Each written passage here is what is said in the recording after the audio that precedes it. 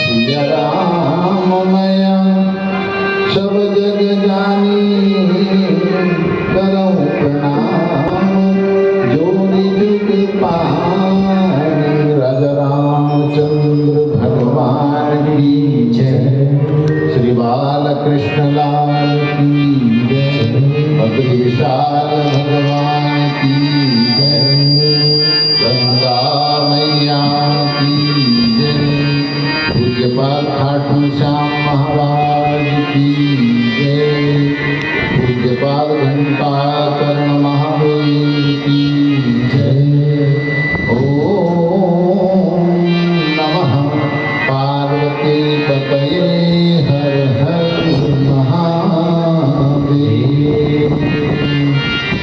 श्री रामचंद्र कृपालु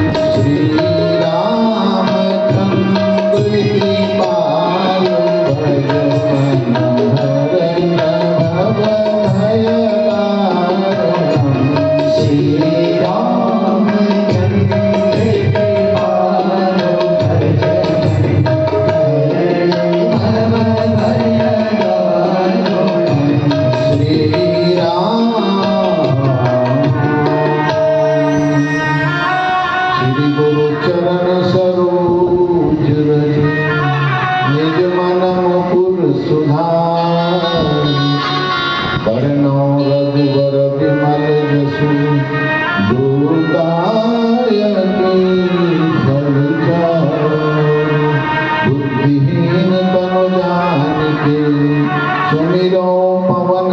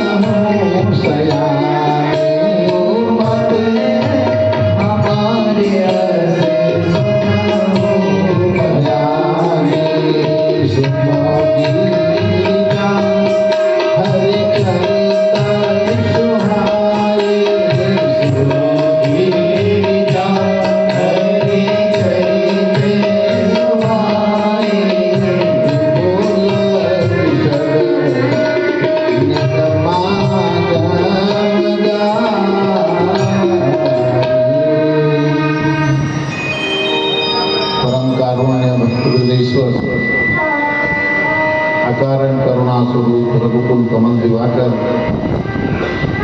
भगवान सीताराम जी महाराज की 92 प्रतिमूर्ति श्रीमद् रामचरितमानस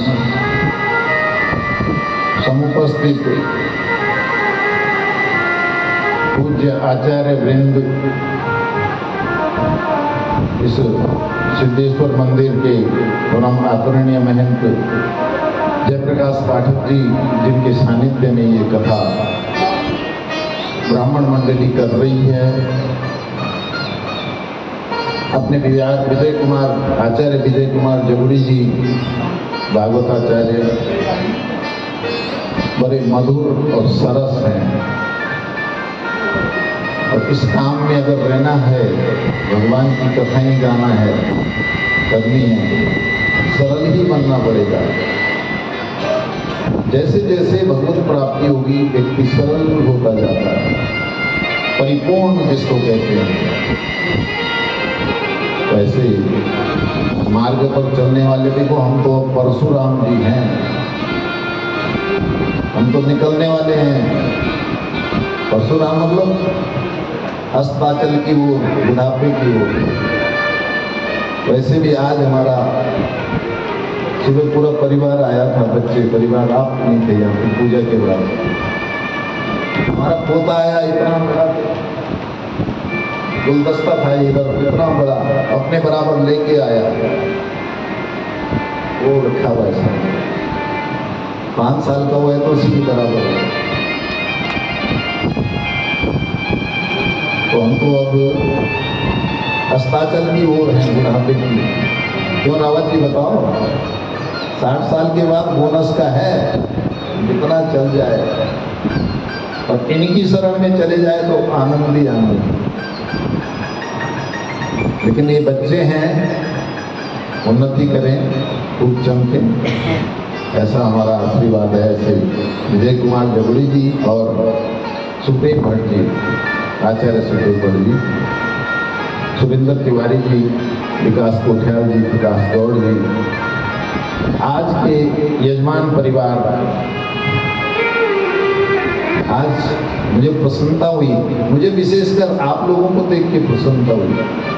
सारे लोग आ जाते हैं सुबह पूजा करने, बड़ा अच्छा लगता है। आइए ना, बैठिए। इस स्थान पर आप केवल बैठेंगे, इस सिद्ध मंदिर में केवल कथा में आइए, पीछे बैठ करके नींद पूरी नहीं हुई है, सोफा में बैठिए और सो जाइए, तभी भी पुण्य प्राप्त होगा। तो आज के यजमान परिवार अपने आनंद पाल सिंह जी, जिनको राघव जी कहते हैं, आनंद पाल कोई जानता भी नहीं होगा, मुझे भी पता नहीं था। उनका परिवार, श्रीमती विमलेश हमारी बहन और उनका पुत्र आशीष रघुवंशी, श्रीमती विनीता रघुवंशी, डॉक्टर सोमनाथ जी आ गए हैं। सुबह आप पूजा में रोज आ जाते हैं। हरीशचंद्र झा जी, झा साहब आ गए होंगे।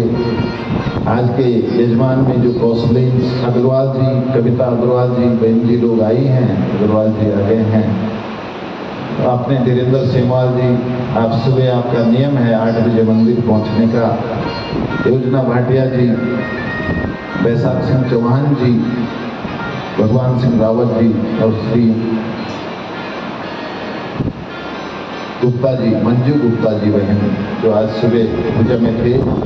आज हमारे बीच में मंदिर समिति के चीफ कोषाध्यक्ष डॉक्टर अनिल बवेजा जी भी उपस्थित हैं, आपका स्वागत है। आयोजन समिति के सभी सदस्यगण, पदाधिकारीगण, इस मंदिर समिति के समस्त सेवादार कहेंगे तो ज़्यादा अच्छा है, जो भगवान की सेवा में लगे हुए हैं। उपस्थित श्रोत्री वृंद, भाई बहनों, आप सभी के कारुण्य हृदय में विराजमान मेरे आराध्य सीताराम जी महाराज को प्रणाम करते हुए अपने पूज्य गुरुदेव श्री हनुमान जी महाराज, अपने पूज्य गुरुदेव अद्भुतानंद सरस्वती जी महाराज और अपने पूज्य पिताजी स्वर्गीय कमलाराम शास्त्री जी के श्री चरणों में प्रणाम करते हुए उनकी चरण भूतिका को अपने मस्तक पर धारण करते हुए जिन्होंने संस्कार दिए, आइए तृतीय दिवस की कथा में प्रवेश करते हैं। ये जो बहन बैठी हुई है ना दोनों आगे, ये 20 साल से हमारी कथाओं में जहाँ भी अगर शहर के अंदर है तो जैसे कुमाऊं में चलती हैं तब तो फिर इन्होंने भी क्या करना है बाहर चलती हैं, और ये पूरी रामायण गाती हैं। जहाँ कथा होगी वहीं कुछ लोग ऐसे हैं कि जो चलते रहते हैं, यहाँ की सूचना नहीं मिली लेकिन लोग आते, क्योंकि जो राम पर भरोसा करता है, जिसका एक बार भरोसा हो गया भगवान पर, वो कहीं दूसरी जगह फिर जा नहीं सकता। गोस्वामी तुलसीदास जी कहते हैं मेरा तो बस राम पर ही भरोसा है, मैं तो दूसरी जगह, कहते हैं जिसको जहां करना है, जहां भगवान को प्रणमन करना है, जो करना करना, भरोसो जाहि दूसरो सो करो, भरोसो जाहि दूसरो सो करो। गोस्वामी जी कहते हैं मुझे तो एक पर भरोसा है, मैं दूसरे, मेरा तो भरोसा राम पर है। मोरे तो राम कल्प करो, करी करुणाई करो, भरोसो जाहि दूसरो सो करो। एक बार आप राम के बन गए ना, जीवन सरल हो जाएगा, तर जाएगा, आनंद आ जाएगा। आप सब आरती में कह रहे थे अभी, नव कंजलोचन गंज कंज पद कंज क्या हुआ? कमल। और ऐसे ही क्यों कहा फिर तुलसीदास जी ने कि कमल की तरह हैं? क्या नेत्र भगवान के, क्या हाथ, क्या पैर, क्या बदन, क्यों कहा होगा? आपने भागवत सुनी है? क्योंकि कमल ही एक ऐसा है केवल पूरी सृष्टि में जिसको ब्रह्मा जी ने नहीं बनाया है। ब्रह्मा जी ने केवल कमल नहीं बनाया है, बाकी पूरी सृष्टि की रचना ब्रह्मा जी ने की। और कमल कहां से आया? भगवान की नाभि से। आपने भागवत में सुना ना, प्रथम उत्पत्ति भगवान क्या करते हैं? नाभि से कमल को बंद करते हैं, और कमल में ब्रह्मा जी बैठे हुए हैं, चारों दिशाओं को देख रहे हैं। कमल नाल की तंतु में ब्रह्मा जी आकर के देखते हैं। भागवत में आपने सुना कि मैं कहां से आया, और फिर अंदर जाते हैं, बाहर जाते हैं। तो भगवान कौन है जिन्होंने कमल बनाया? विष्णु भगवान। और उनका रूप कौन है? राम। इसने कहा है एक एक चीज का अगर जीवन में आप महत्व को समझेगा, आप क्या कहते हैं? बोलिए भक्त वत्सल भगवान की जय। तो ये वत्सल क्या है? वत्स बोलते हैं बछड़े के लिए, और वत्सला बोलते हैं गाय के लिए। इन शब्दों की उत्पत्ति आई कहां से आखिर? समझिएगा कि जो वत्स है वो बछड़ा है, और वत्सला गाय है। तो जब गाय बछड़े को जन्म देती है तो 18 घंटे तक अपने बच्चे को चाटती है, और इतना चाटती है कि अगर लाखों बछड़ों के बीच में उसका बछड़ा कहीं खो गया तो ढूंढ करके ले आएगी गाय। ये गाय की विशेषता है। इसलिए कहा है भक्त वत्सल। भगवान भी हमारे पापों को, पाप कर्म है ना, वो बछड़ा जब पैदा हुआ तो गंदगी है ना, तो भगवान हमारे पापों को उसी प्रकार से चाटते हैं। इसमें कहते हैं हम लोग एक एक शब्द का महत्व है। ऐसा नहीं है कि आप जो बोल रहे हैं वैसे कह दिया आपने, खाली गा दिया। नव कंजलोचन कंज मुख करी। मुख भी कैसा है? कमल की तरह। नेत्र कैसे हैं? हाथ कैसे हैं? पैर कैसे हैं? ऐसे भगवान की कथा हम सुन रहे हैं। आपने सुना होगा भगवान की बड़ी माया है, बड़ी विचित्र माया।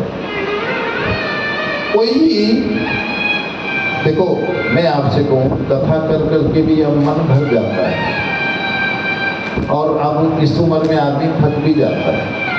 तो हम करते क्या है, कथा से एक बार निकलते हैं, मैं आचार्य लोगों से कहता हूँ अब नहीं, लेकिन 4-5 दिन बाद फिर ये लग जाता है कि नहीं कथा करते हैं, करते हैं। क्यों कि यहाँ साधना के लिए बहुत अच्छा होता है कथाओं में। सुबह 4 बजे जागरण, स्नान करना, 5:30 बजे मंदिर आना, मंदिर में परिक्रमा करना, भगवान का अभिषेक करना, 7:30 बजे कमरे पर जाना, 7:30 बजे से फिर 8 बजे फिर 15 मिनट बाद फिर आसन पर आ जाना, मूल पाठ में बैठना, ये दिनचर्या हो जाती है। व्रत रखना, बीमार हो ही नहीं सकता आदमी जो व्रत रहेगा 9 दिन तक, आता है। तो यहाँ दिनचर्या हो जाती है, ये भी एक नशा है, ईश्वर का नशा है। आप देखेंगे, आप अपने घर जाइएगा, एक दिन आरती न कीजिएगा, धूप न जलाइए, देखो मन में कितनी बेचैनी आती है। चले कहीं, कहाँ जाए, मंदिर में दर्शन करने जाएंगे सभी। तो इसलिए भगवान की बड़ी विचित्र माया है, और भगवान जो चाहते हैं ना वैसे करते हैं, भगवान जो चाहते हैं वैसे करते हैं। तो हम आए अचानक, वो यहाँ आए भी नहीं, अशोक कुमार सिंह जी यहाँ आए भी नहीं, और उनकी पत्नी, क्योंकि वो अब फैजाबाद जा रखे हैं। उनसे हमारी मित्रता ये है कि फैजाबाद हम उनके साथ जाते हैं और रहते हैं, कभी भगवान के दर्शन करते। उनकी पत्नी ने और उन्होंने फोन किया, आपकी कथा हमारे नजदीक होती तो हम भी सुनते। आइए धोनी जी, बहुत स्वागत है आपका। आज आप सपरिवार आए हैं, बहुत बहुत धन्यवाद। बहन जी को भी लेके आए, बैठिए आराम के साथ। नमस्कार बहन जी, ठीक हो?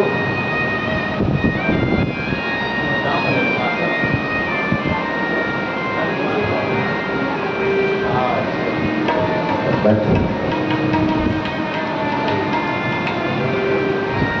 तो भगवान की बड़ी विचित्र माया है। आपने कथा सुना होगा जयद्रथ, महाभारत में कथा सुनी होगी। जयद्रथ राजा थे। जयद्रथ के जो पिता थे, उन्होंने बड़ी तपस्या के बाद उनका पुत्र उत्पन्न हुआ, और सिंधु नरेश वृद्ध क्षेत्र में रहते थे जयद्रथ के पिता।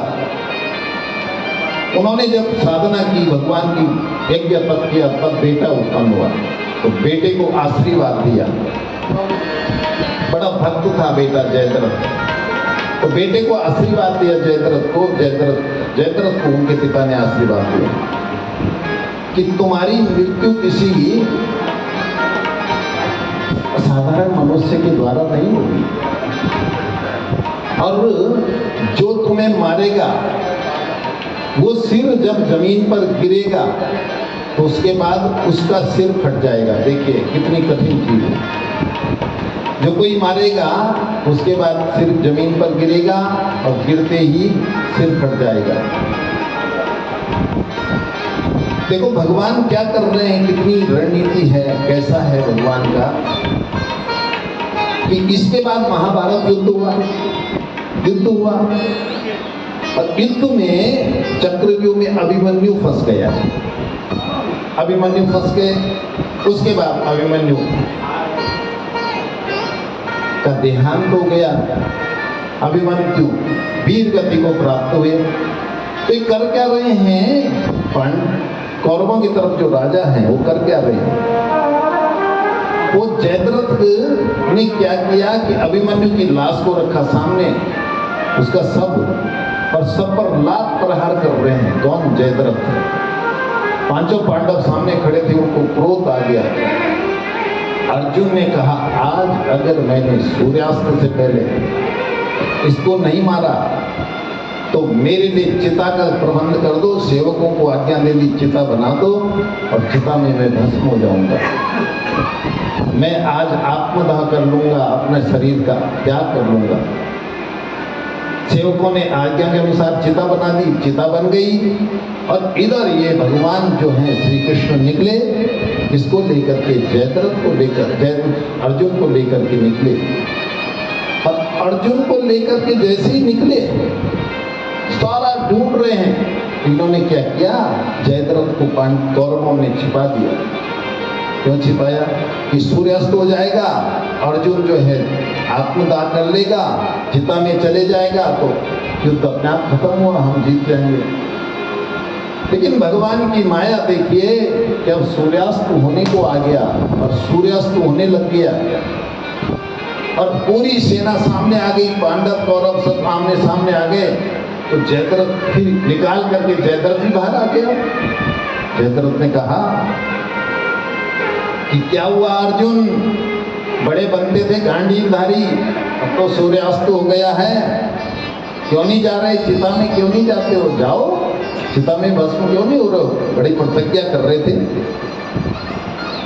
और भगवान की तरफ देखो, भगवान की तरफ ऐसे अर्जुन देखते हैं ना, तो भगवान ने ऐसे देखा आगे से पीछे, तो कहा पार्थ कुछ सोचते हैं, सोचते हैं। और भगवान ने हाथ ऊपर किया, भगवान श्री कृष्ण ने, और आज्ञा दी और वो बादल छटा, सूर्य उदय हुआ। सूर्य जैसे ही दिखाई दिया, भगवान ने कहा मार, अर्जुन मार दे।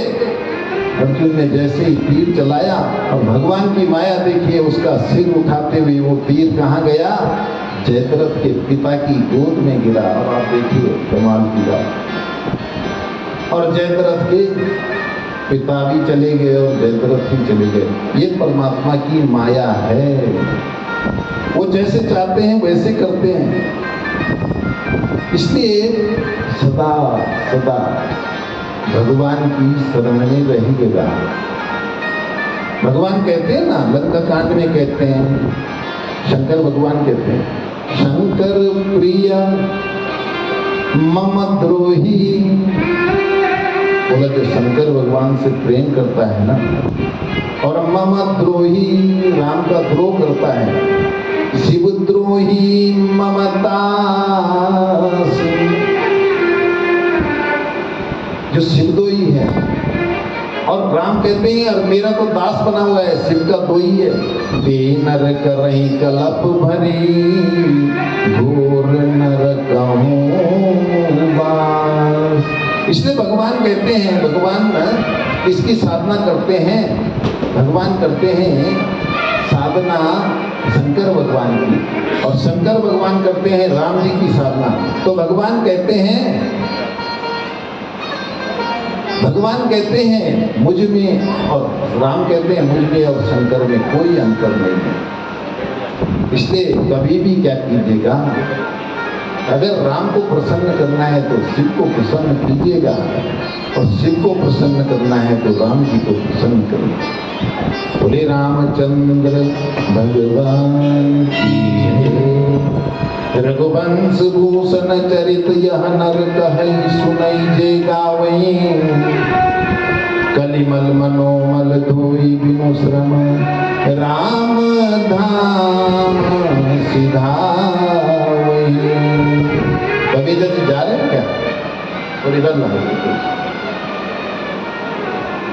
भज गोविंद गोविंद गोपाला, भज गोविंद गोविंद गोपाला, भज गोविंद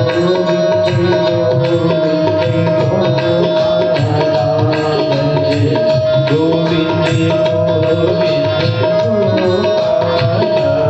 भज मुरली मनोहर नंद लाला, भज मुरली मनोहर नंद लाला, भज गोविंद गोविंद गोपाला, भज गोविंद गोविंद गोपाला। भज मुरली मनोहर नंद लाला, भज मुरली मनोहर नंद लाला। रघुवंश भूषण चरित यह नर कहई, सुनई जे गावई। कलिमल मनोमल धोय बिनु श्रम, राम धाम सिधावई।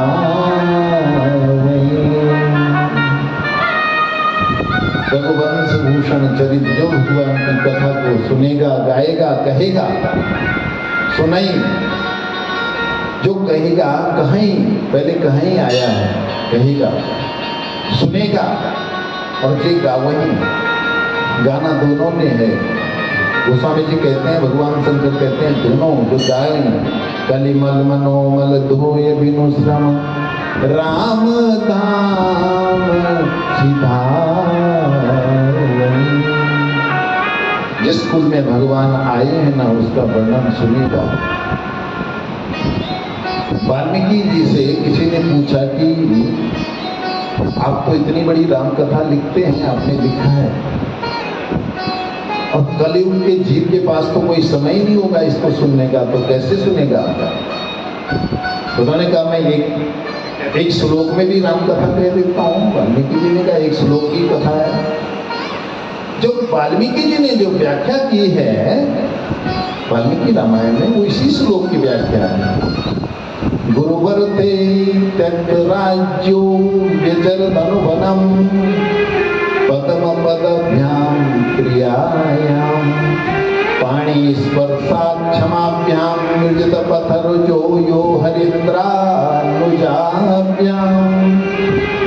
वैरूप्यार शूर्पणख्या प्रिय विरह रुषारोपित भ्रुभृजंभ त्रस्त्राभिर्बद्ध सेतु खलदवत है न कौशलेन्द्रो बताना।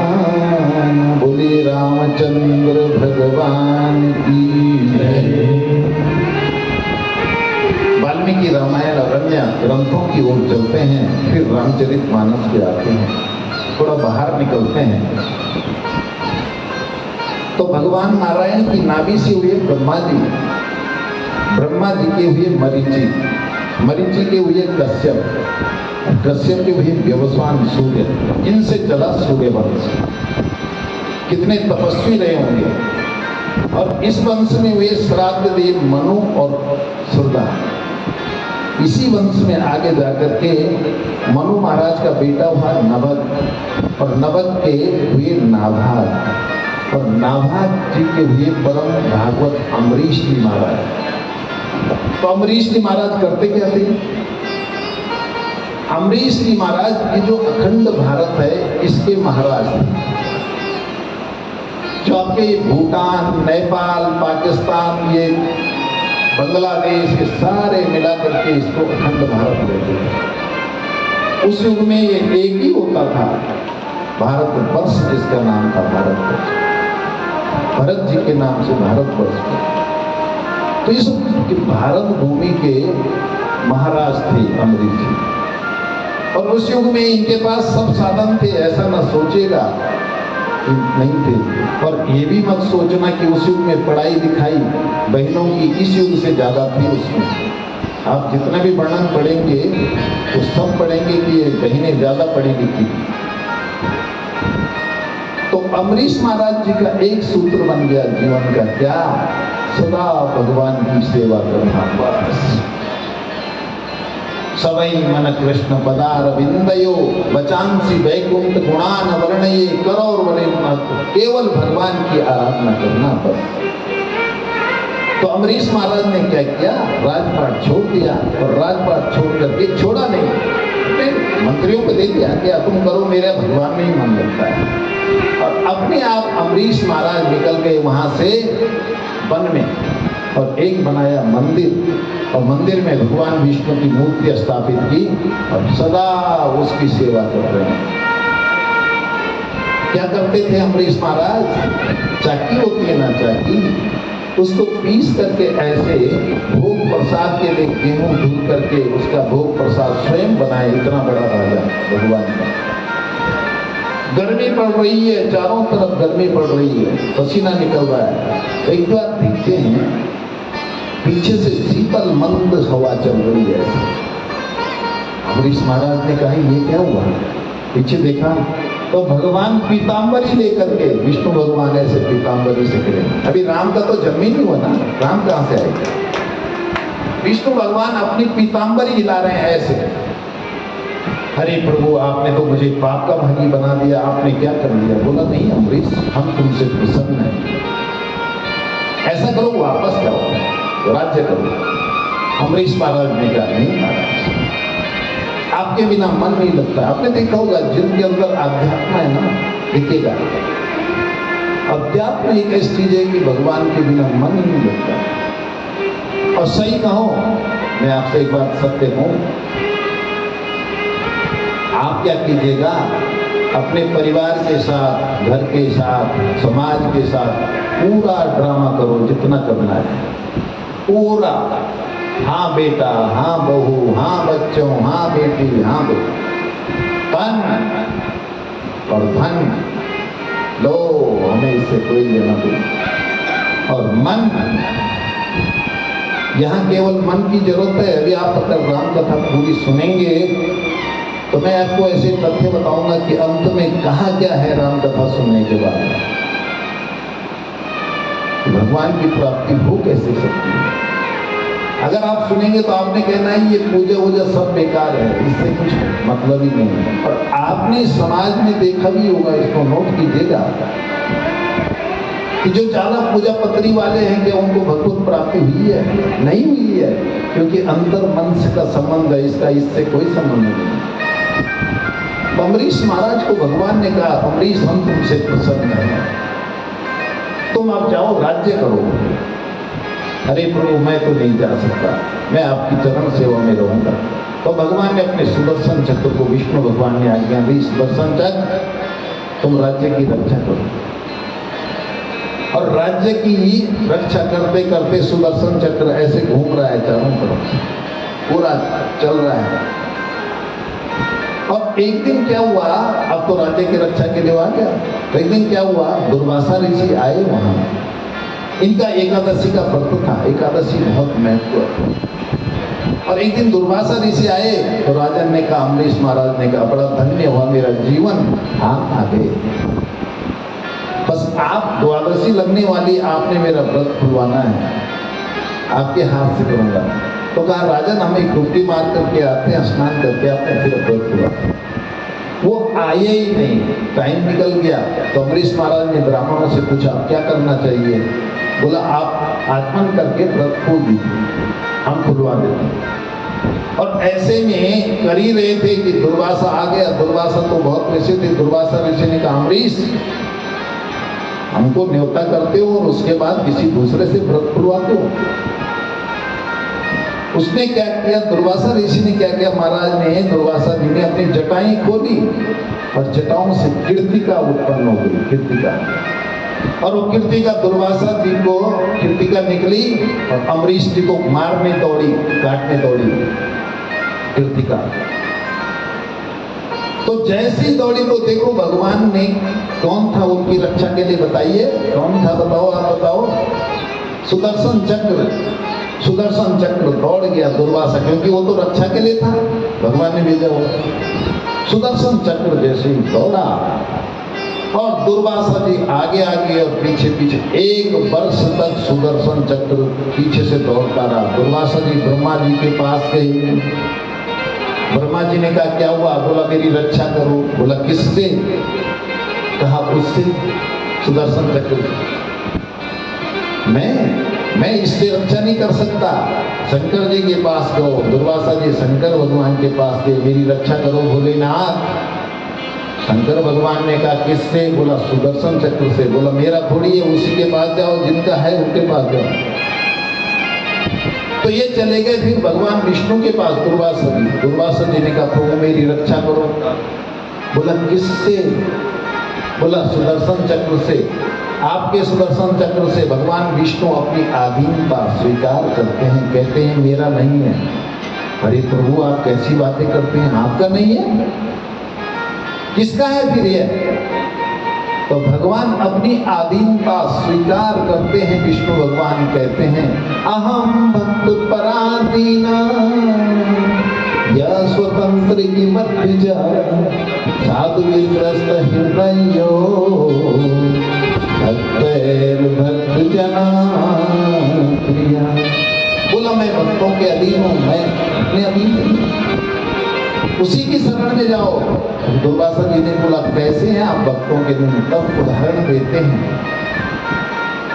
बोला जब एक दुल्हन आती है ना, डोली में बैठ करके अपने ससुराल आती है, तो पूरे रास्ते भर वो क्या सोचती रहती है कि मेरे ससुर कैसे होंगे, मेरी सास कैसी होगी, मेरी जेठानी कैसे होंगी, मेरे पति कैसे होंगे, शराबी कबाबी तो नहीं होंगे, मेरे साथ मारपीट तो नहीं करेंगे, मेरे पर उत्पीड़न तो नहीं करेंगे।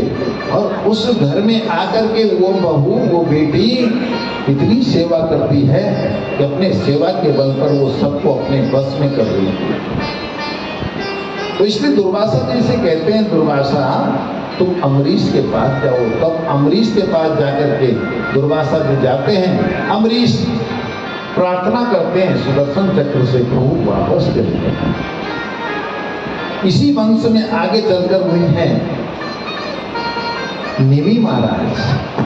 आपने भागवत में सुना होगा, आप कहते हैं निमिषेयी निमिषच्छिद्री ऋषय सनकादय। अब आप गौर से सुनिएगा कथा, क्योंकि आपको अब जनकपुरी पहुंचना है, जहां में रहना है, ये सब आते रहेंगे प्रसंग आगे। तो इन्होंने क्या किया, अब आप सुनिए। निमि महाराज भी इसी वंश में। निमि महाराज के गुरु कौन थे? वशिष्ठ जी। अभी मैं आपको वाल्मीकि की तरफ, वाल्मीकि भगवान की तरफ ले जा रहा हूं। निमि महाराज के गुरु कौन है? वशिष्ठ जी। और वशिष्ठ जी ने, निमि महाराज ने एक दिन कहा, राजन गुरुदेव मैं ये यज्ञ करना चाहता हूँ। तो वशिष्ठ जी ने कहा करो महाराज। तो बोला तुरंत तैयारी करो। बोला अभी तो मैं जा रहा हूँ, मुझे इंद्र ने बुलाया है, मैं इंद्र के यहाँ पूजा करने जा रहा हूँ। तो वो चले गए। अब इधर निमि महाराज अपने में सोचते हैं कि ये तो गए हैं वैकुंठ, स्वर्गलोक गए हैं, और यहाँ का एक दिन और वहां का एक साल होता है कि नहीं होता है? 6 महीने क्या होता है? उत्तरायण और 6 महीने दक्षिणायन। देवताओं की रात 6 महीने की और दिन। तो निमि महाराज ने सोचा कि जो अच्छा संकल्प करना है उसको तुरंत कर देना चाहिए। निमि महाराज ने ब्राह्मणों को बुलाया, कहा पंडित जी मेरा संकल्प था, आप कथा करवा दीजिए मुझसे, यज्ञ करवा दीजिए। ब्राह्मणों ने कहा ठीक है महाराज, अच्छी बात है। इन्होंने कर दिया। और वशिष्ठ जी वापस आए इंद्रलोक से। तो वशिष्ठ जी ने कहा राजन अब कर लें, आपका यज्ञ कर लें। बोला महाराज वो तो मैंने कर दिया। बोला तुमने कर दिया?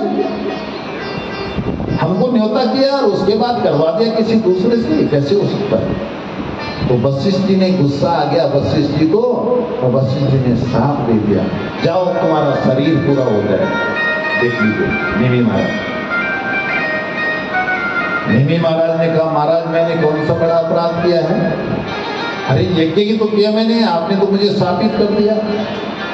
तो मैं भी आपको शाप देता हूं कि जाओ तुम्हारा भी शरीर पूरा हो जाए। वशिष्ठ जी को, तो वशिष्ठ जी तो आए थे राम की प्रतीक्षा के लिए, इसलिए वो कई पीढ़ियों तक वहां रहे।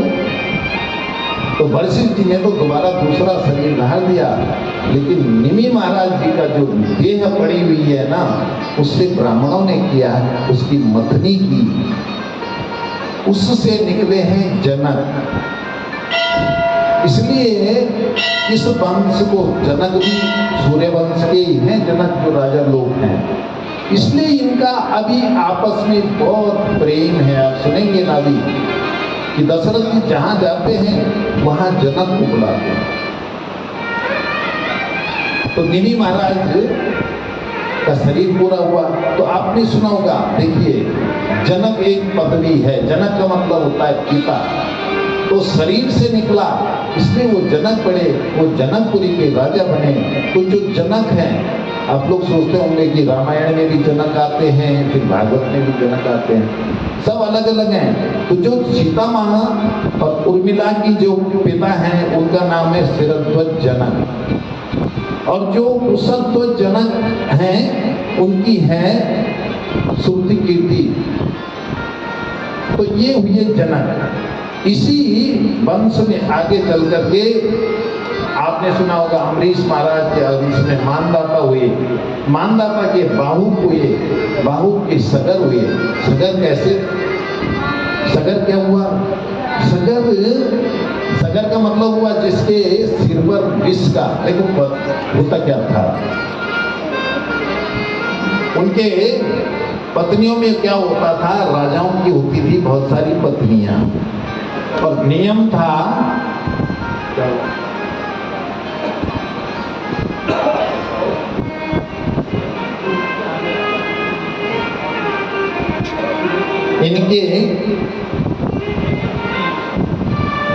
इनके वंश में क्या हुआ, सगर। अब सगर का मतलब है उनके सिर पर क्या था, होता ही क्या था, इन वंशों में पुत्रों की बड़ी दिक्कत रही, संतान की, बिना एक में संतानें नहीं होती थी। तो सगर जो हुआ उनके सिर पर था बड़ा सा गोला विष का, जैसे कई आजकल भी देखोगे आपने कई निकले रहते हैं कई। तो इनकी सगर की दो पत्नियां थी, केसनी और सुमति। तो जो केसनी थी, पत्नियों में क्यों चलता था विवाद, अब सुनिएगा, पत्नियों में क्यों विवाद चलता था। पत्नियां कहती थी मेरा बेटा पहले होगा तो वो राजा बनेगा, बस ये था। तो सगर महाराज की दो पत्नियां थी, एक का नाम था केसनी और एक का नाम था सुमति। तो केसनी का हुआ बेटा असमंजस और सुमति का हुआ मांसपिंड। देखो उसका गर्भ से मांसपिंड हो गया, उसने कुछ खिला दिया अपनी स्वतन को, तो पागल जैसे हो गई, तो एरिका घास से ऐसे काट रही है वो। तो ऋषि जा रहे थे, ऋषि ने कहा क्या है ये, बोला मेरे बेटे हैं ये सब सारे, मांसपिंड को काट रही है ऐसे ऐसे करके। तो उसने कहा क्या है ये, बोला मेरी बेटे हैं। ऋषि ने कहा तथास्तु, कुंभ घड़ों के अंदर रखो इनको। तो इनके पुत्र हो गए 60,000। और दूसरा भाई कौन था, दूसरी माँ का असमंजस। ये एक दिन कपिल मुनि के आश्रम में गए, इन्होंने अश्वमेध यज्ञ करवाया था, तो ये कपिल मुनि के आश्रम में गए, और कपिल मुनि के आश्रम में इन्होंने उदंडता कर दी। कपिल मुनि ने शाप दे दिया, जाओ भस्म हो जाओ। तो असमंजस गए, असमंजस ने बड़ी खुशामद की। असमंजस ने कहा महाराज गलती हो गई है मेरे भाइयों से, बस रात का ढेर बन गया। बोला मेरे भाइयों से गलती हो गई है, आप माफ कर दो। उन्होंने कहा कोई उपाय नहीं है, लेकिन अगर ब्रह्मा जी के कमंडल से गंगा आती है तो इनका उद्धार हो सकता है। तो इस पीढ़ी में फिर असमंजस के दिलीप हुए, उन्होंने भी जो है गंगा अवतरण के लिए बहुत तप किया, अखंड तप। उनके हुए भगीरथ गए यहाँ से गंगोत्री में जाकर के उन्होंने गौमुख में जाकर के अखंड तपस्या की। तपस्या करके आप जब गंगा अवतरण की कथा सुनेंगे तो हलचल मच गई। गंगा तैयार हो गई, गंगा ने कहा चलो मैं चलूंगी, भगवान विष्णु ने मना दिया गंगा को कि तुम्हें जाना पड़ेगा। गंगा आई और उन पुत्रों का उद्धार किया। बोले गंगा मैया की जय। भगवती तव तीरे नीर मात्रा शनो, विगत विषय कृष्ण महाराधया, सकल कलुष भंगे स्वर्ग सोपान संगे, तरल पर तरंगे देवी गंगे प्रसीद। बोले गंगा मैया की। और गंगा मैया के फिर भगीरथ के रघु इसी कुल में आगे दिलीप के आज के महात्मा और महात्मा दशरथ, आज के महात्मा दशरथ, और फिर उनके कौन ये बताइएगा। राम जो आनंद सिंधु सुख राशि, जो आनंद सिंधु सुख राशि, जो आनंद सिंधु सुख राशि, जो आनंद सिंधु सुख राशि, उसी का है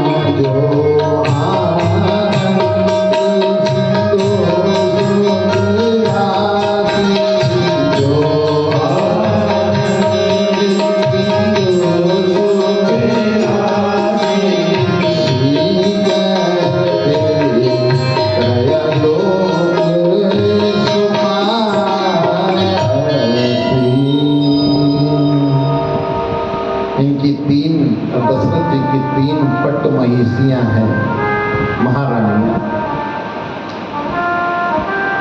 भगवान वाल्मीकि जी कहते हैं ज्ञान शक्ति कौशल्या, कैसी है? ज्ञान रूपी कौशल्या माँ है। और सुमित्रा उपवास नोट ने कहा क्रिया शक्ति कैकेयी और वेदो शक्ति दशरथ। वाल्मीकि रामायण में कहते हैं कि वेदों की शक्ति जो है वो दशरथ है। कैसे है महाराज? लेकिन इनकी कौशल्या माँ से एक बेटी हुई शुरू में, उसका नाम था शांता। अब बेटी तो हुई, तो एक दिन इनके साधु भाई वहां आए हुए थे। उन्होंने कहा कितनी खेल रही थी, बोला कितनी अच्छी लड़की है, कितनी सुंदर है, काश ऐसी बेटी मेरी हो जाए। तो दशरथ जी ने कहा आप ले जाओ, कौशल्या माँ ने कहा आप ले जाओ। ये चले गई। देखो ये आगे मिलेंगी अभी शांता। और अब दशरथ जी ये भूल गए राजपाट करते करते कि क्या है कि मेरी संतान नहीं है, ये उनको ध्यान ही नहीं है, इतना व्यस्त हो गया है। जैसे हम भूल जाते हैं जब हम रहते हैं ना अपने व्यापार में, नौकरी में, अपने गृहस्थी में, और कहते क्या हैं हम कि आजकल तो मैं बहुत व्यस्त हूँ। बोला किस में व्यस्त हो आप? बस सुबह बच्चे जो हैं ऑनलाइन क्लासेज उनकी चलती हैं, तो मैं किचन भी संभाल लेता हूँ, मैं ये भी कर लेता हूँ। और श्रीमद् भागवत महापुराण कहता है देहिस्तिमांस रुधिरे अभिमतिं त्यजत्वं जाया सुतातिषु सदा ममतां पश्यानिशं जगदिदं क्षणभङ्गनिष्ठा वैराग्य राग रसिको भागवत बोलता है कि वैराग्य तभी तो आएगा, लाना पड़ेगा जीवन में। वैराग्य कैसे आएगा? वैराग्य आएगा भगवान की कथाएं निरंतर सुनते सुनते सुनते सुनते। क्यों? आप केवल विचार कीजिएगा, केवल मेरे कहने पर मत चलना और विचार करना कि रास्ते में आपको कुत्ते मिल रहे हैं। एक वो है जो किसी बड़े अधिकारी के या किसी बड़े आदमी के घर में है, उसके ठाट बाट देखिए। अभी मैं किसको देख रहा था कि किसी के कुत्ते के लिए, डॉगी के लिए अलग गाड़ी है, ड्राइवर है। बोलो पाठक जी, गुरुजी, गाड़ी वो भी कुत्ता है, गली में घूमने वाला भी कुत्ता है। आपने देखा एक गाय की गांव में सेवा हो रही है, अब इस तरफ से इस मामले को देखिए, दूसरी गाय कैसे कट रही है, हलाल हो रही है। तो अगर पूर्व जन्म नहीं है, हमारे कर्मों का फल नहीं है, तो ये क्या है? भोगना यहीं पड़ेगा, अवतरित होकर के आना यहीं पड़ेगा। आपने देखा कि आपका जो डॉगी है वो कितनी रखवाली कर रहा है आपके घर में, तो ऐसा लगता है पूर्व जन्म में ये कोई ना कोई रहा होगा। तो ऐसी व्यस्तता में हम भगवान को भूल गए, ये भी भूल गए। देखो वशिष्ठ जी की पत्नी है अरुंधति, वाल्मीकि रामायण सुना रहा हूँ। वशिष्ठ जी की पत्नी अरुंधति एक दिन कहती है वशिष्ठ जी से कि प्रभु एक बात बताइए, आप तो कुलगुरु हैं और इस कुलगुरु होते हुए आपके आपके कुलगुरु होते हुए महाराज दशरथ की संतान ही नहीं है, बताओ। जब उनकी संतान नहीं है तो आप कैसे कुलगुरु हैं? तो वशिष्ठ जी कहते हैं, अरे देवी, संतान तो उनकी क्यों न हो, लेकिन उनके अंदर तो लालसा होनी चाहिए ना संतान उत्पन्न करने की। संतान के लिए तो लालसा तो उन्हीं करना है।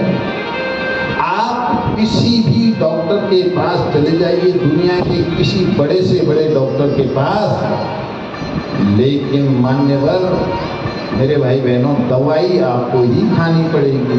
बिना दवाई खाए कुछ नहीं होना उस पर्चे बना करके, परहेज आपको ही करना पड़ेगा। तो वशिष्ठ जी कहते हैं, जब उनकी लालसा ही नहीं है संतान की, तो मैं क्या करूं? तो अरुंधति माँ बोलती है वाल्मीकि रामायण में कि मैं उनके अंदर लालसा उत्पन्न करूंगी। तो ये अपने बेटे को लेकर के चले जाती है वशिष्ठ दशरथ जी के यहाँ। तो कहा, माता जी आप आज कैसे आगमन हुआ? बोला, मैं तो आपसे वैसे ही मिलने आ गई। आइए, आपका स्वागत है। गुरुजी कहाँ हैं? बोला, आश्रम में हैं। आज गोदी में बच्चा भी लाई है आप? बोला, हाँ। इतनी देर में बच्चा रोने लग गया। तो उसने कहा कि दशरथ जी ने कहा, ये बच्चा रो क्यों रहा है? बोला, आप नहीं समझ सकते इसके रोने का, मैं ही माँ हूं ना, मैं समझ सकती हूँ। बोले, क्यों रो रहा है?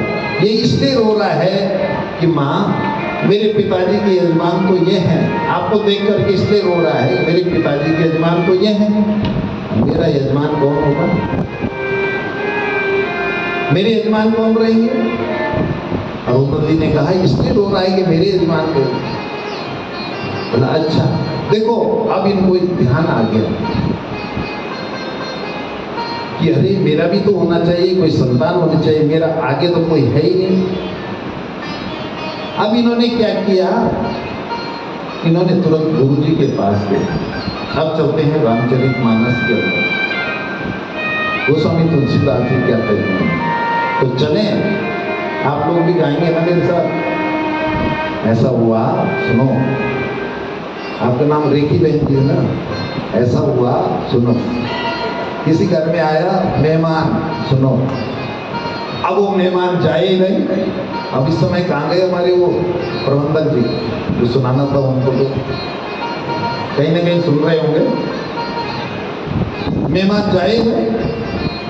अब पति पत्नी में बड़ा प्रेम था।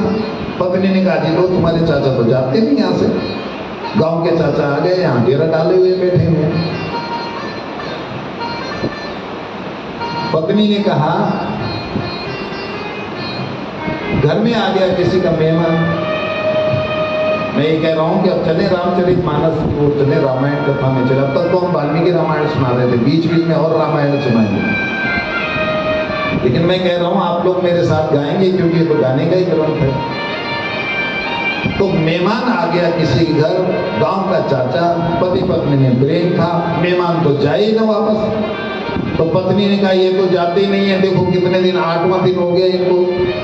तो उन्होंने सलाह की, दोनों ने अलग कमरे में बैठ करके, ऐसा करते हैं, ये ऐसे नहीं जाएंगे, झगड़ा करते हैं। बोला, हम तो कभी झगड़ते नहीं है, तो झगड़ा कैसे करेंगे? उसने कहा, वैसे कर लेते हैं। अब ये झगड़ने लग गए दोनों। पत्नी ने कहा, दो, मैं तुम्हारा यहाँ खाना ही बनाती रहूं। वो सुन रहा था मेहमान बगल के कमरे से, मैं तुम्हारा जिंदगी भर खाना बनाती रहूं यहाँ, मेरा और काम नहीं है। बोले, तो मत बना, मैं ताऊ जी के यहाँ चले जाऊंगा बगल में खाना खाने। तो बोला, तुम्हारे बच्चों का क्या हुआ? इनका झगड़ा हो रहा था। वो रोने लग गई, भयंकर पत्नी। झगड़ा इतना बढ़ गया, भयंकर बढ़ गया, धीरे धीरे बढ़ते बढ़ते झगड़ा बढ़ गया। मैं नहीं करूंगी, मैं काम नहीं करूंगी, अब खाना नहीं बनाऊंगी। मेहमान ने कहा, यहाँ से चलना चाहिए। उठाया थैला, और मेहमान ने अपना थैला उठा करके चला जाए, चले गए। अब पति ने पत्नी से कहा, आंसू पूछ रहे, रो मत, मैं तो शुद्धि शुद्धि कह रहा था यार। तो पत्नी ने कहा, कौन से, मैं सच्ची में रो रही थी, मैं भी तो ऐसे धूप लगा के रो रही। मेहमान भी वापस आ गया, कौन से, मैं सच्ची गया था, मैं भी तो शुद्धि शुद्धि गया था। मैं कौन से सच्ची गया था? मैं कौन से सच्ची गया था? मैं इसलिए कह रहा हूँ, कम से कम मुंह को थोड़ा थोड़ा शुद्धि शुद्धि हिला लेना। वैसे ही रामायण तो सभी पढ़ते हैं।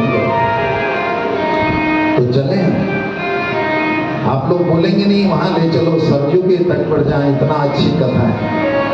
ओ भैया ले चल सरयू पार, ओ भैया ले चल सरयू पार, ओ भैया ले चल सरयू पार, ओ भैया ले चल सरयू पार, जहाँ विराजे सीता रानी, जहाँ विराजे सीता रानी, जहाँ विराजे सीता रानी, जहाँ विराजे सीता रानी, श्री राघव सरकार, ओ भैया ले चल सरयू पार, भैया ले चल सरयू पार, ओ भैया ले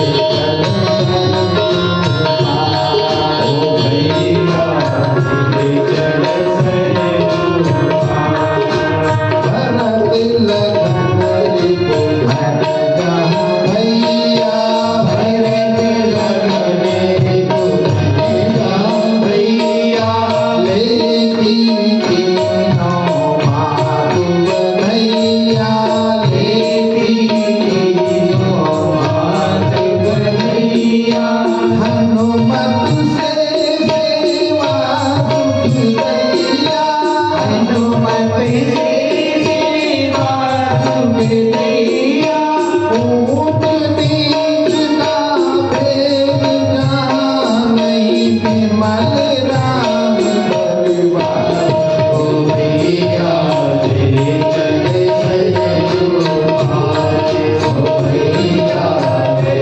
चल सरयू पार, ले चल सरयू पार, ओ भैया ले चल सरयू पार। तालियों की शुरुआत कीजिए।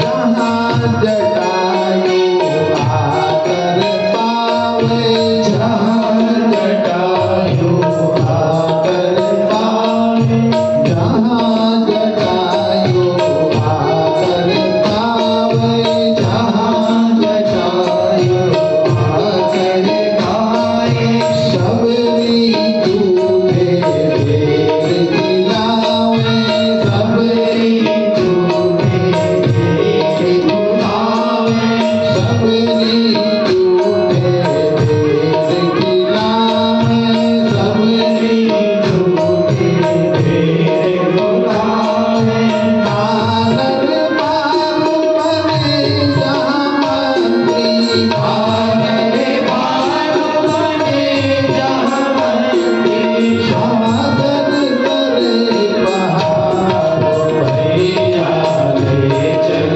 सरयू पार, भैया ले चल सरयू पार, ओ भैया ले चल सरयू पार।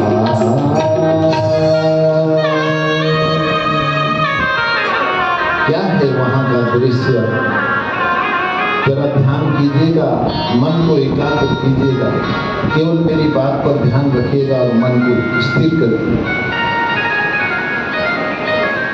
अयोध्या दर्शन किस किसने किए हैं बताइएगा। हर्षल फाउंडेशन की अध्यक्ष श्रीमती रमा गोयल बहन जी का आपका स्वागत है, बहुत बहुत स्वागत, हार्दिक धन्यवाद।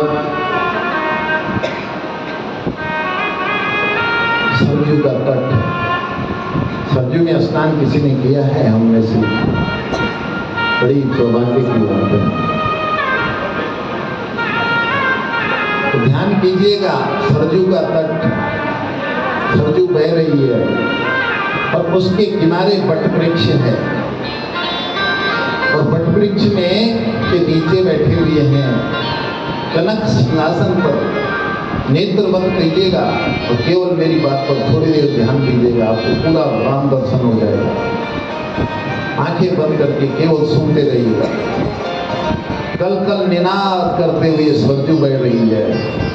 उसके बगल में एक वट वृक्ष है पाठ पर, उसके नीचे भगवान शंकर का आसन लगा हुआ है, व्यास गति लगी हुई है और सामने भगवान बैठे हुए हैं कनक सिंहासन पर कथा श्रवण के लिए। बगल में जानकी मैया है वामांग में और भगवान की ओर लक्ष्मण वीरासन में खड़े हैं धनुष लेकर के। दूसरी तरफ शत्रुघ्न जी खड़े हैं, भरत जी पीछे छत्र डुला रहे हैं, भरत जी छत्र डुला रहे हैं और हनुमान जी चरणों में बैठे हुए हैं। हनुमान जी भगवान के चरण सेवा दे रहे हैं। कैसा दृश्य है सरजू के तट पर। वहां पर भगवान शंकर कथा सुना रहे हैं,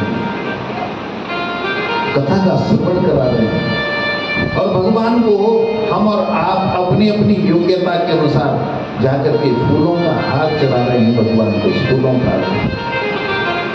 और कैसे सज रहे हैं मेरे परमात्मा उन फूलों में, फूलों में सज रही श्री अवध के बिहारी। कैसे सज रहे हैं और साथ सज रही जैसे मिथिलेश की कुमारी। ऐसा दृश्य शंकर भगवान कह रहे हैं, ये पार्वती कथा तो वही सुना रहे ना। कहते हैं रघुवंश भूषण चरित यह नर कहे सुनई जे गावई। कलिमल मनोमल धोरे बिनु श्रमण राम धाम सिधावई। अवधपुरी रघुकुल मणि रावो।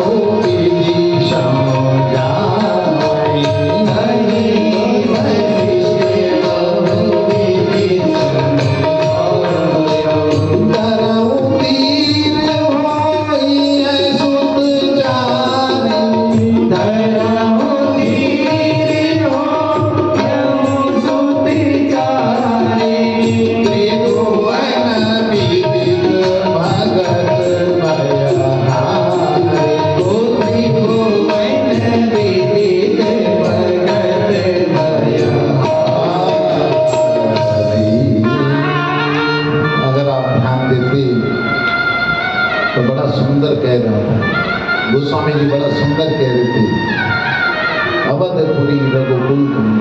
एक राजा हैं महाराज दशरथ। कैसे हैं महाराज? धर्म दुरंतर हैं, धर्म की दूरी पर घूमने वाले महाराज दशरथ चक्रवर्ती सम्राट। और क्या, एक बार भूपति मन माहि, भूपति के राजा के मन में आ गया एक बार, अरे मैं बुढ़ापे की ओर अग्रसर। अरुंधति माँ ने, मैंने कहा वाल्मीकि रामायण में लालसा लगा दी, और लालसा लगा करके इनके मन में आ गई, मैं ऐसे ही रह जाऊंगा क्या? हम पर 3 ऋण हैं, एक है पितृ ऋण, एक है देव ऋण, एक है ऋषि ऋण। तो पितृ ऋण क्या है? हमारे माता पिता का ऋण, अपने पिता का, अपने माता पिता की पूरी सेवा करनी चाहिए तन मन धन से, अन्यथा इसके बराबर पाप कर्म कोई दुनिया में नहीं। आप कुछ भी कर लीजिएगा, किसी भगवान के दरबार में जाइएगा, कहीं भी जाइएगा, अगर आपने माँ और पिता की सेवा नहीं की है, सब निरस्त है। तो एक है पितृ ऋण, दूसरा है देव ऋण। देखो भगवान क्या कर रहे हैं, नियमित रूप से भगवान का नियम है, सूर्य आ रहा है आपको रोशनी दे रहा है, तपन दे रहे हैं, चंद्रमा आ रहे हैं आपको प्रकाश दे रहे हैं। और एक है ऋषि ऋण, ऋषियों ने हमको ये पुस्तकें दी हैं, इनका हम पर ऋण है। ऋषि चाहता है, कोई भी आदमी ये चाहेगा, ऋषि जिन्होंने इतनी पुस्तकें लिखी कि लोग इनका आलोपार्जन करें, लोग सुधरें, लोग भगवान की प्राप्ति करें। तो इनके मन में आया, राजा के मन में आया कि मैं ऐसे ही रह जाऊंगा, बिना संतान के रह जाऊंगा। देखो दुनिया में अब आप सोचते हैं कि ये चक्रवर्ती सम्राट है तो ये दुखी नहीं है, ऐसा दुनिया के अंदर कोई नहीं है जो दुखी नहीं है। दुनिया में सब दुखी है, कोई दुखी नहीं है। एक था ना, सुनो, सर्कस वाला था एक, उसका मर गया भालू। अब बोले अब क्या करूं, भालू तो मर गया। भालू मर गया तो फॉरेस्ट वाले परेशान करेंगे, तो दूसरा भालू लाता हूं, दिक्कत आ जाएगी। तो इसके मन में आया कि फिर क्या होगा, सर्कस कौन कैसे दिखाएगा, कैसे दिखाएगा जब भालू मर गया। तो इसके मन में आया, इसने उसकी खाल निकाल दी, देखो, तो उसमें हल्दी वगैरह लगा के सुखाया, चेन लगा दी आगे से। अब वो भालू एक आया इसके पास, बेरोजगार सर्कस वाले के पास। उसने कहा नौकरी मिलेगी, उसने कहा हाँ मिल जाएगी। बोला क्या नौकरी करनी है? बोला भालू का डांस करना है। उसने कहा मैं तो आदमी हूँ, मैं भालू थोड़ी हूँ। उसने कहा भालू तुझे मैं बनाऊंगा, और उस पे पहना दी वो खाल। अरे वो भालू सीन, आप क्या करते हैं, सर्कस देखने जाते हैं, वैसे खड़े रहते हैं ना टिकट लेकर के, तो नीचे होता है मैदान उनका, तो उस मैदान में भालू आ रहा है, उसके छम छम छम रहता है ना, ऐसे ऐसे देख रहा। वो तो भालू है नहीं, आदमी है, तो उसने थोड़ा ज्यादा अच्छा कर दिया, लोगों ने ताली बजा दी, वाह क्या सीन है, क्या भालू का डांस देखने मिला। लेकिन दूसरा सीन क्या आता है बताइए, एक शेर आ रहा है दहाड़ते हुए, हाओ पिंजरे पे। अब ये अगर भालू होता तो इसकी शेर में क्या फर्क पड़ना था, ये भालू है तो भिड़ जाता किसी से, लेकिन इसके अंदर तो आदमी था खाल के अंदर। इसने जैसे ही देखा शेर को, इसकी तो बस इसने तो सिट्टी पिट्टी गायब। और इसने कहा कोई बात नहीं है, क्या हुआ, ये तो पिंजरे में ताला लगा रखा है, आता है ना ऐसे ताला लेकर के खड़ खड़ खड़ खड़ खड़ खड़ खड़। उसने निकाली चाबी, ऐसे छड़ी थी उसके हाथ में, निकाली चाबी और खोला ताला, और वो बाघ, वो शेर जो बाहर निकला, इसने तो जमीन गीली कर दी। उसने कहा आग लगी तेरी नौकरी पे, छोड़ तेरी 500 की नौकरी। चेन खोली और भागने के लिए ऐसे भागो भागो, जान बचाओ। और वो शेर भी खड़ा उठ गया, ए भाई रुक रुक रुक रुक रुक रुक, अरे मैं भी तेरी तरह हूँ यार, तू 500 का नौकर तो मैं 1000 का नौकर है, रुक यार रुक। नानक दुखिया सब संसार, सो सुखिया जो नाम आधार। कौन है? सुखी केवल नाम आधार। इसलिए दशरथ जी भी दुखी हैं, बुढ़ापे तक संतान ही नहीं, और कुछ ऐसे दुखी हैं कि उनकी संतान हुई।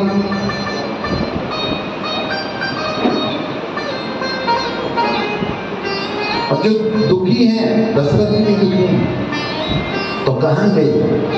गुरु ग्रह गया तुरंत महिपाला। इधर उधर नहीं गए, किसी वैद्य के पास मत जाइए मेरे भाई बहनों, किसी डॉक्टर के पास, हकीम के पास नहीं। कहाँ जाइएगा? गुरु के पास जाइए।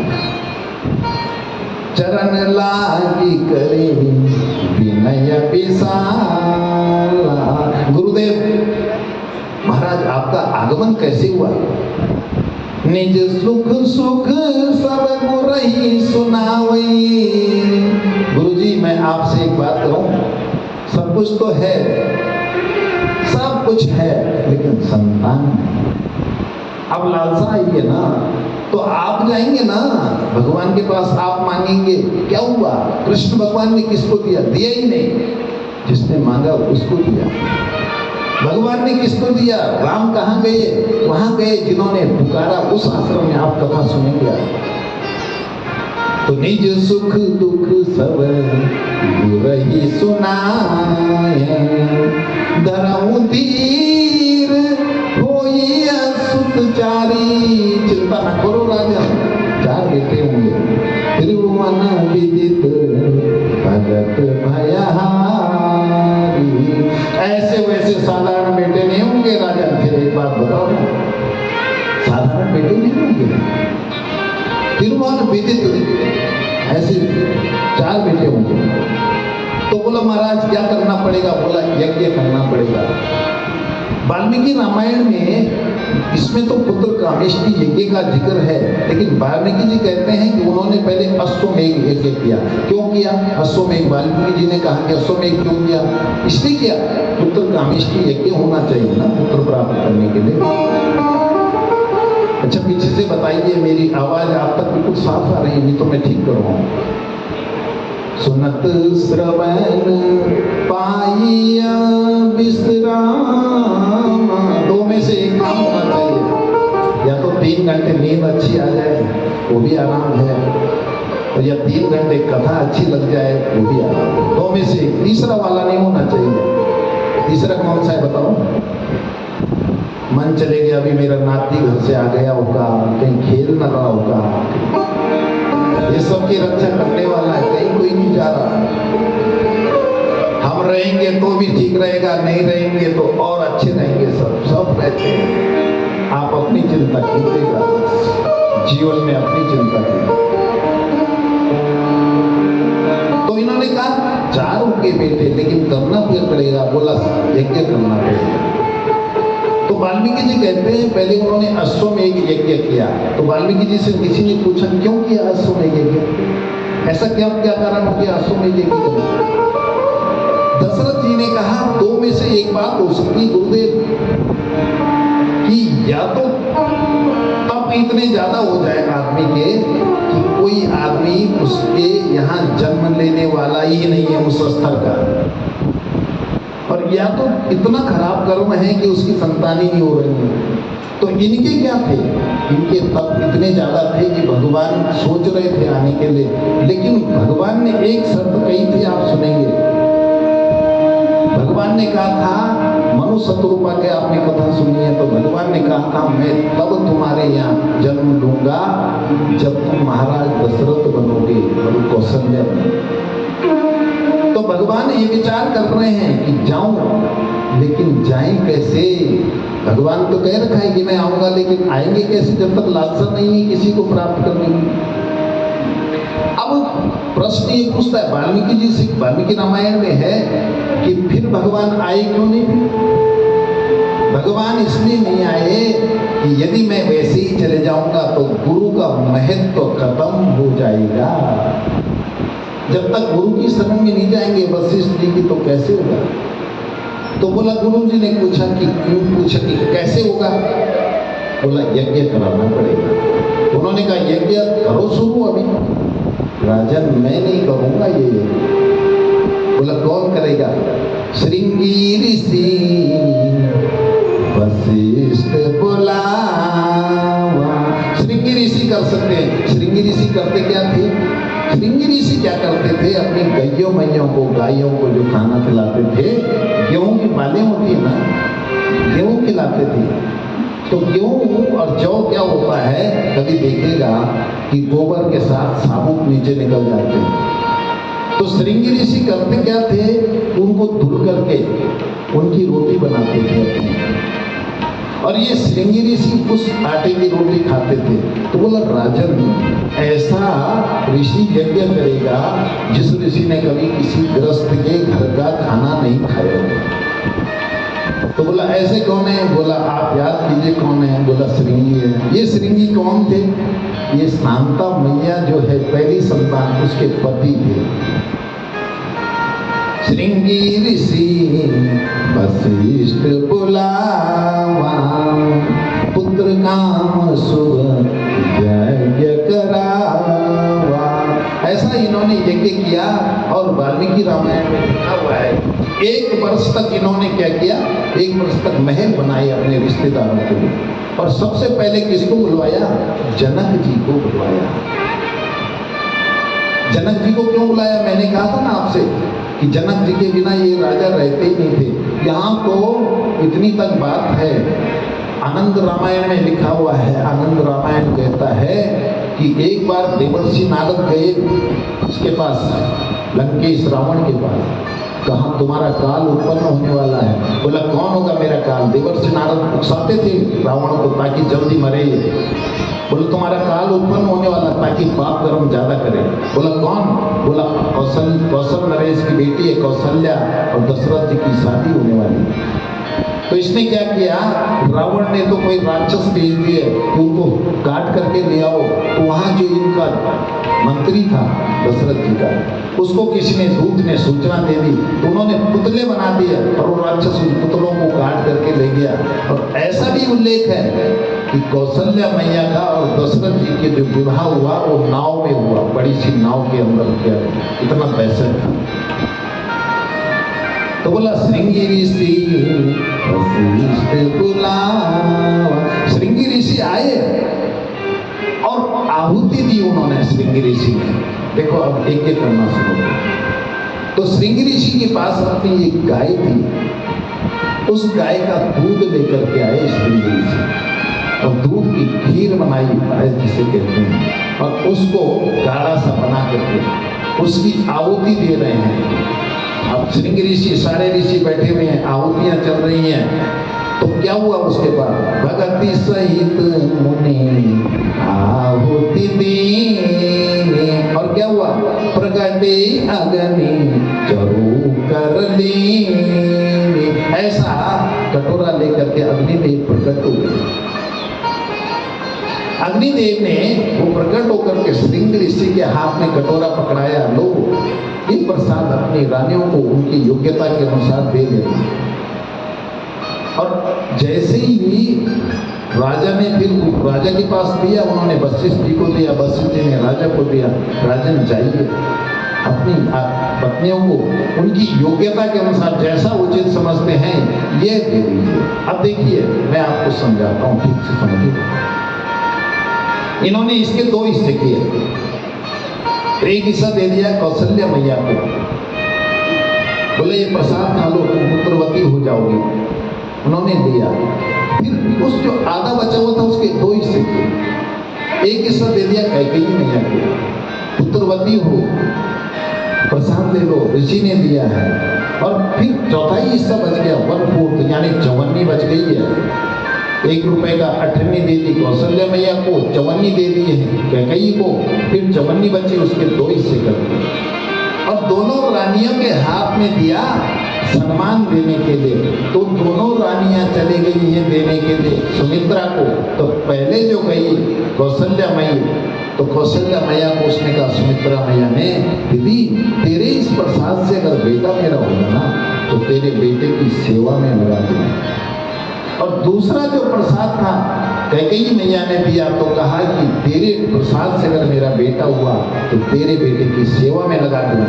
इसलिए आप देखिएगा, एक कौन है राम की सेवा में और एक कौन है भरत की सेवा में।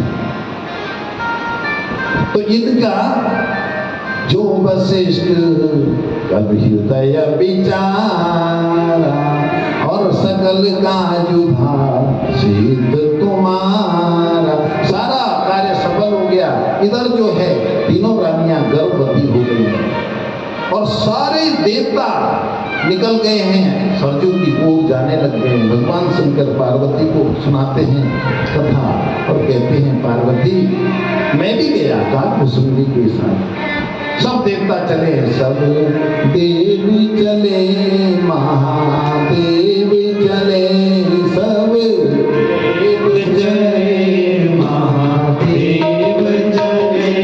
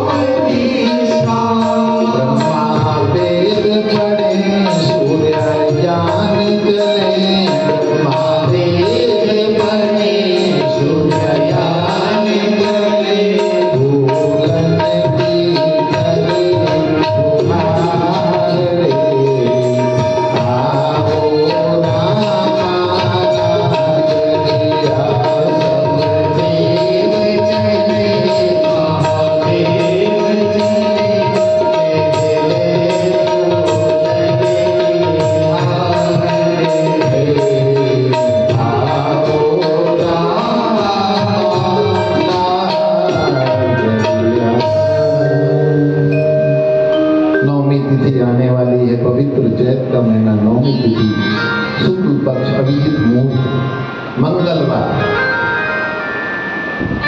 घड़ी ने दिन का 8 बजाया, 9 बजाया, टाइम 10 बजा, 11 बजा, 12 बजा, और 12 जैसे बजे सुर समूह विनती करी पहुंचे निज निज धाम।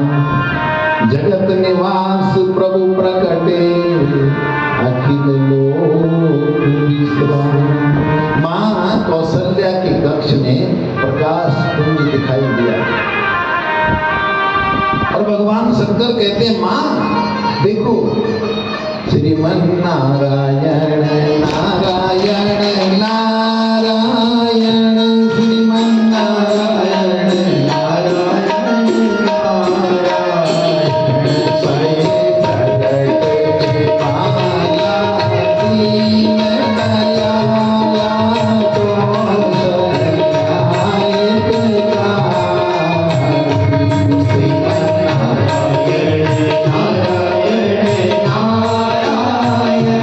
श्रीमन नारायण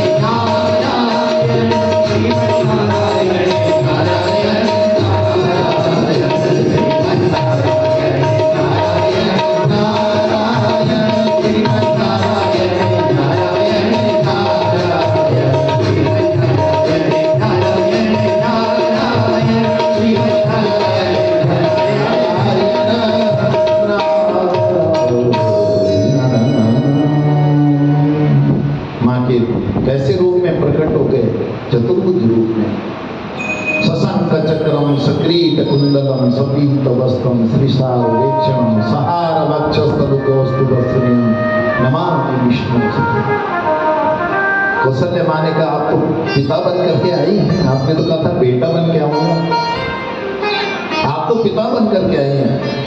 तो बोला माँ ये अच्छा नहीं लग रहा चतुर्भुज रूप में। बोला नहीं बेटा बनिए ना। कीजे शिशु लीला अति प्रिय शीला यह सुख परम अनुपम।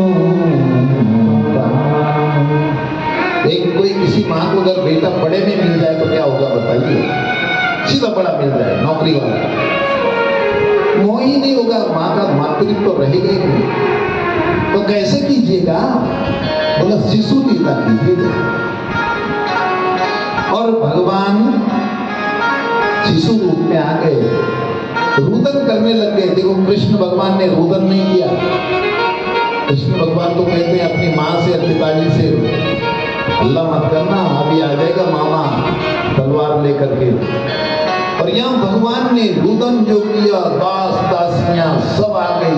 ग्रह ग्रह बाज बधाई, सारा खबर पहुंच गई। बोला आपको पता है महारानी कौशल्या का बेटा हुआ है? आपको पता है? आपको पता है? आपको पता है? महारानी का बेटा हुआ है, आपको पता है? और ऐसे खबर फैलते फैलते ग्रह ग्रह बाज बधावसु प्रकटे सुसमागम हरसवंत सब जहां तहां नगर नारी नर वृंद। सब प्रसन्न है लेकिन एक खुश नहीं है। कौन हो सकता है? चलो बताओ। इनके जन्म होने से एक खुश नहीं है, सब प्रसन्न है अयोध्या में। कौन हो सकता है? दशरथ जी खुश नहीं है। क्यों? दशरथ जी को जब खबर मिली उन्होंने कहा नहीं मेरे गुरुजी तो कभी झूठ नहीं बोलते। मेरे गुरुजी ने तो ये कहा था राजन धरहु धीर असुध चार। आपके 4 बेटे होंगे, वो खुश नहीं है। बोला मेरे गुरुजी ने झूठ नहीं बोला। त्रिभुवन विदित भगत भैया। और ये चल ही रहा था कि कुछ ही समय बाद कई सुता कई माँ का एक बेटा हो गया। सुमित्रा तो सुंदर सुत जनमत भय हो। एक बेटा हो गया कई माँ का, 2 बेटा सुमित्रा हो। अब तो दशरथ जी प्रसन्न हो गए, नाचने लग गए। चलो वह सुख संपत्ति समय समाज कई न सकई सादर राजा। सारे आ गए और कैसे आपस में बधाई देने लगे। बधाई हो। आप नहीं देंगे क्या बधाई? बधाई हो, बधाई हो।